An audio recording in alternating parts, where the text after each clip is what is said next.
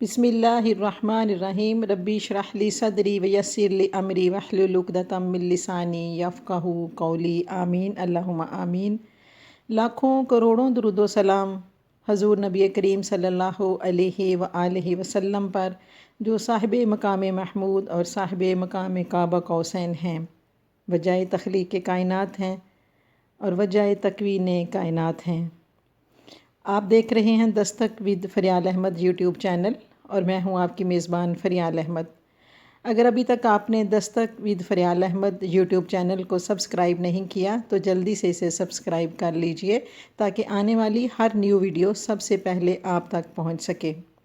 اپنے تمام دیکھنے اور سننے والوں کو دل کی اتھاہ گہرائیوں سے خوش آمدید اور السلام علیکم ورحمۃ اللہ وبرکاتہ۔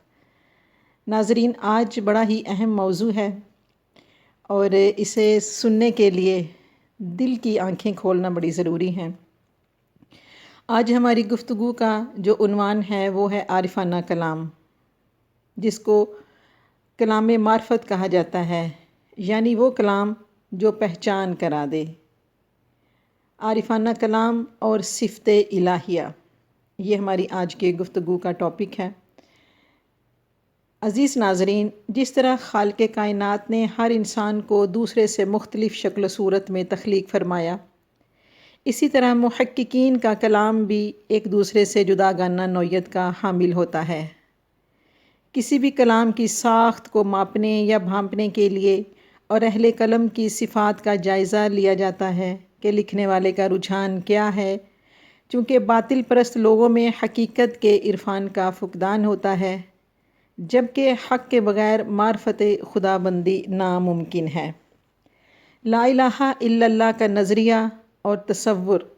روح میں رچ بس جائے تو کلام معرفت یعنی عارفانہ کلام روح کی تسکین کا باعث ہوتا ہے۔ عارفانہ کلام کی خوبی یہ بھی ہے کہ کلام پیش کرنے والا اسے روحانی مقامات کی سیر کراتا ہے، کہ صفت الہیہ کی رنگینیوں کا علم ہوتا ہے۔ عارفانہ کلام میں عرفان کا رنگ اس وقت چڑھتا ہے جب صفت الہیہ کو ساتھ شامل کیا جائے۔ ایسے کلام میں ٹھاٹھیں مارتا ہوا بحر بے کراں دکھائی دے گا، اور سننے والا، دیکھنے والا ایسے کلام میں غوطہ زن ہو کر عرفان کے موتی سمیٹتا ہے، ایسے بیش قیمت موتی جس سے روح کی اتھاہ گہرائیوں کو تسکین ملتی ہے۔ در حقیقت عارفانہ کلام صرف اور صرف کلام اولیاء اور بزرگان اسلام سے ہی منسوب ہو سکتا ہے، اور وہی ایسی تخلیقات ہو سکتی ہیں جو اپنی روح کی اتھاہ گہرائیوں میں پہنچ کر کلام حق تخلیق فرماتے ہیں، کیونکہ ان کی روح اور باطن آئینے کی مانند صاف شفاف ہوتی ہے، ہر طرح کی کدورت سے پاک ہوتی ہے، جبکہ مادیت پرستی کا شکار لوگوں کے دل تاریکیوں میں ڈوبے ہوتے ہیں، روشنی کا نام و نشان نہیں ہوتا۔ گمراہیوں کی تاریکیوں میں ڈوبے انسان کی روح معرفت کے موتی کیسے بکھیر سکتی ہے؟ علم و عرفان میں معرفت کے خزینے ہوتے ہیں جنہیں بقا حاصل ہوتی ہے، جبکہ فنا سے اصل مقصد فوت ہو جاتا ہے۔ حضرت شاہ حسین رحمۃ اللہ علیہ، حضرت بابا فرید گنج شکر رحمۃ اللہ علیہ، حضرت شاہ عبداللطیف بھٹائی رحمۃ اللہ علیہ، حضرت داتا گنج بخش رحمۃ اللہ علیہ، حضرت سلطان باہو رحمۃ اللہ علیہ، حضرت معین الدین چشتی اجمیری رحمۃ اللہ علیہ، ان کی تصانیف کلام معرفت کے تقاضے پورے کرتی نظر آتی ہیں۔ ان کے کلام میں سوز و گداز ہے، حقیقی نرمی ہے۔ کلام صوفیہ انسانی حقیقت کے انسانی جذبات اور صفت الہیہ کا شفاف آئینہ پیش کرتا ہے، اور انسان بے خود ہو کر جذب و مستی میں جھومنا شروع کر دیتا ہے، حق ہو کی صدائیں لگاتا ہے، اور ایک وجد کی کیفیت طاری ہو جاتی ہے۔ معرفت کے موتی بکھیرنے والا عارفانہ کلام جب کسی انسان کے دل پر وارد ہوتا ہے، صوفیانہ شاعری، فلسفہ شریعت اور عشق کی آمیزش سے تشکیل پاتی ہے۔ شریعت کے بغیر معرفت کے در وا نہیں ہوتے، اور عشق کے بغیر ایمان کامل نصیب نہیں ہو سکتا۔ اس کے علاوہ صوفیانہ شاعری، فلسفہ تصوف، عشق حقیقی، عاجزی و انکساری، دنیاوی بے ثباتی، عمل کا درس، درد اور سوز و ہجر کا احساس اور موسیقیت کے موتیوں کی مالا سے مزین ہوتی ہے۔ مذہب سے محبت اور فکری اور نظری وسعت صوفیانہ شاعری کی نمایاں خصوصیات میں سے ہیں۔ شاعری کو چونکہ جذبات اور احساسات کا ذریعہ کہا جاتا ہے، اس لیے شاعر اپنے اندر کی کیفیات اور بیرونی عوامل سے متاثر ہو کر شاعری کی طرف رجوع کرتا ہے۔ صوفی شاعری عشق کے رنگ میں رنگے ہوئے لوگوں کی شاعری ہے۔ یہی وجہ ہے کہ ان کی شاعری میں درد و سوز، ہجر و فراق خاص طور پر شامل ہوتا ہے۔ ہجر و فراق کی میٹھی میٹھی آگ میں جلنے کا بھی اپنا ہی مزہ ہے، اس لیے ان کی شاعری میں درد و سوز کے ساتھ ساتھ موسیقیت کا رنگ بھی ہمیشہ غالب رہتا ہے۔ حضرت ابن سینا رحمۃ اللہ علیہ لکھتے ہیں، جو شخص دنیا اور اس کی لذتوں سے منہ موڑ لے اسے زاہد کہتے ہیں۔ جو شخص ہر لمحہ عبادت میں مصروف رہے اسے عابد کہتے ہیں، اور جو شخص ہمیشہ اپنے فکر کو یعنی اللہ رب العزت کی طرف متوجہ رکھتا ہے اور ہر لحظہ اپنے باطن میں نور حق کی تابانی کا آرزو مند ہوتا ہے، اسے عارف کہتے ہیں۔ اور ابن سینا رحمۃ اللہ علیہ کے نزدیک عارف ہی صوفی کہلانے کا مستحق ہے۔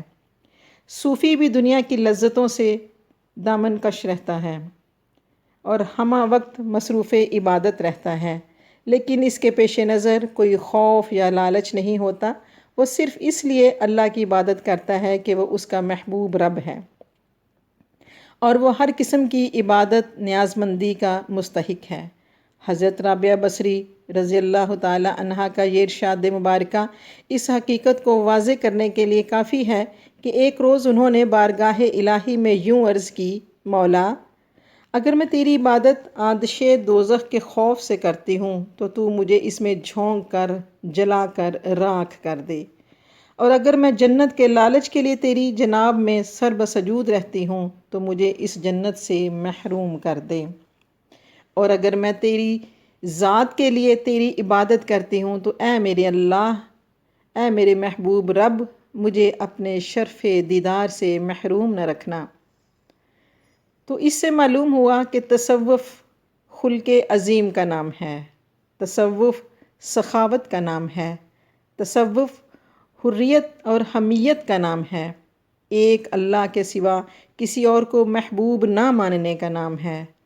تصوف قلب کی صفائی کا نام ہے، نفس کی طہارت کا نام ہے، اخلاقی نقطہ نظر سے اخلاقی بلندیوں کا نام ہے۔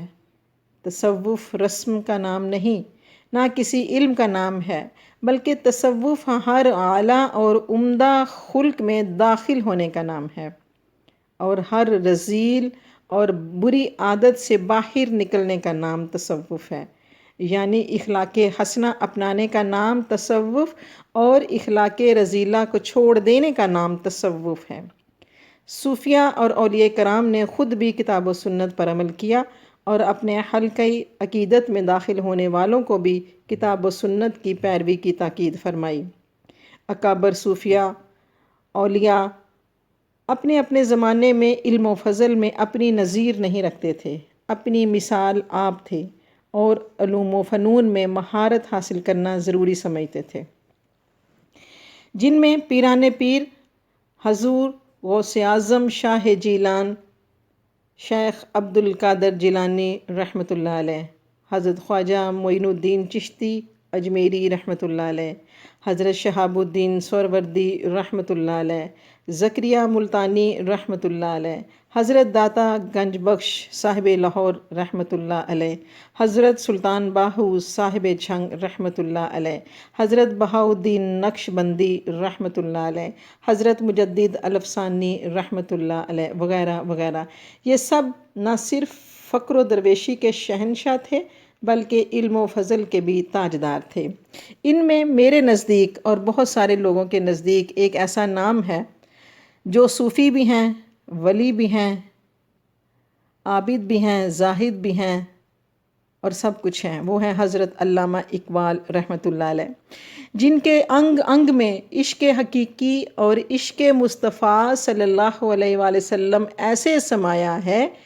کہ وہ فرماتے ہیں کہ لوح بھی تو، قلم بھی تو، تیرا وجود الکتاب، گنبد آبگینہ رنگ میں تیرے وجود سے حباب۔ یہ وہ کلام ہے کہ جب اس کلام کو لے کر اپنی نسلوں کو جب وہ سبق دیتے نظر آتے ہیں، اپنی نسلوں کو پیغام دیتے نظر آتے ہیں، تو چاہے زمانہ کوئی بھی ہو، اقبال کا زمانہ بن جاتا ہے، دور کوئی بھی ہو، اقبال کا دور بن جاتا ہے، وقت کوئی بھی ہو، اقبال کا وقت کہلاتا ہے، کیونکہ صدیوں پہلے کہی ہوئی ایک عارف کے منہ سے، ایک صوفی کے منہ سے نکلا ہوا کلام کہ کی محمد سے وفا تو نے تو ہم تیرے ہیں، یہ جہاں چیز ہے کیا لوح و قلم تیرے ہیں، ازل سے لے کر ابد تک اس ایک کلام کو ہی اگر پڑھ لیا جائے تو سب کچھ انسان کے قدموں میں آ جاتا ہے، کامیابیاں انسان کے قدموں کو چھوتی ہیں۔ مسلمانوں کو آج بھی ایسے ہی صوفیوں کی ضرورت ہے، ایسے ہی علماء کرام کی ضرورت ہے، ایسے ہی اولیاء کرام کی ضرورت ہے کہ جس میں وہ اپنے آواز سے، اپنے انداز سے، اپنی تقریر سے، اپنی تحریر سے، اپنے کلام سے، اپنی شاعری سے آج بھی وہ یہ پیغام دیتے نظر آتے ہیں کہ یہ دور پرآشوب ہو چکا، اللہ اور اس کے محبوب سے لو لگانا اور اولیاء کرام اور صوفیاء کرام سے محبت کرنا بہت بڑی بات ہوگی آج کے دور میں، جو کہ آہستہ آہستہ لوگ روحانیت سے دور ہو گئے، لوگ تصوف سے دور ہو گئے، لوگ اچھی صحبت سے دور ہو گئے، لوگ خانقاہوں سے دور ہو گئے۔ یہ پروگرام دستک اور دستک کے تمام دیکھنے اور سننے والے ان جذبات سے سرشار ہو کر جب اس پروگرام میں شرکت کرتے ہیں اور سنتے ہیں تو ان کے دل ان عظیم لوگوں کے اس عظیم پاکیزہ ترین جذبوں کو سلام پیش کرتے ہیں۔ آپ بھی پروگرام دستک کو دیکھتے اور سنتے رہیے، یہاں پر روحانی محفلیں بھی ہیں، دین سے محبت کے تذکرے بھی ہیں، وطن سے محبت کے نغمے بھی گائے جاتے ہیں، اور علم و عرفان کے موتی بھی بکھیرے جاتے ہیں، اور ہاں ادب تو پروگرام کا حصہ ہے ہی۔ اس کے ساتھ ہی اجازت دیجیے اگلی ویڈیو تک کے لیے، والسلام علیکم ورحمۃ اللہ وبرکاتہ۔